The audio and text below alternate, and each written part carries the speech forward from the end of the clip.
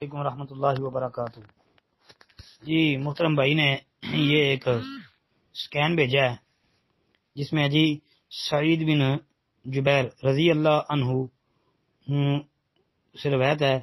انہوں نے کہا کہ مجھے عبداللہ بن عباس رضی اللہ تعالی عنہ نے دریافت فرمایا، کیا تم نے شادی کر لی ہے؟ میں نے کہا نہیں۔ انہوں نے فرمایا شادی کر لو، کیونکہ اس امت کے جو بہترین شخص تھے ان کی بہت سی بیویاں تھیں۔ اب بھائی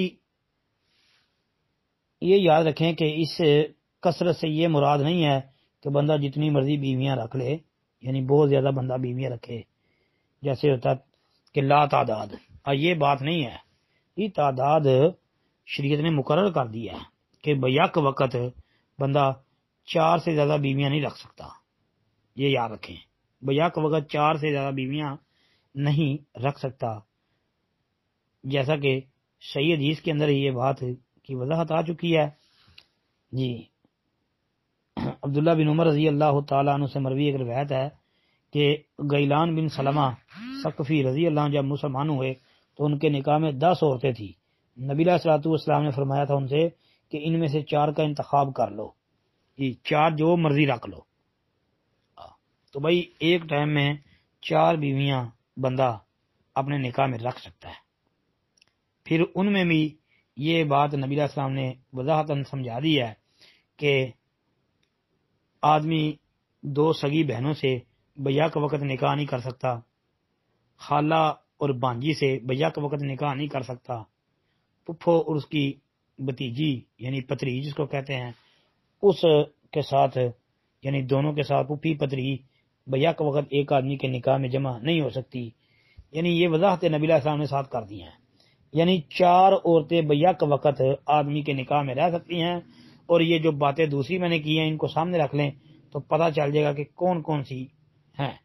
یعنی جن کے آپس میں یہ رشتے نہ ہوں، یعنی 2 سگی بہنیں بھی نہ ہوں،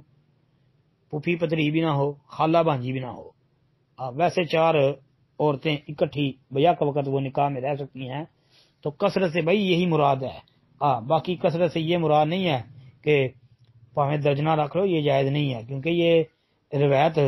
جو میں نے عبداللہ بن عمر والی آپ کے سامنے رکھی ہے اس کو بھی سامنے رکھ لیں، یہ ابن ماجہ وغیرہ کے اندر آتی ہے، انشاءاللہ یہ حسن درجے سے کم حدیث نہیں ہے، ثابت روایت یہ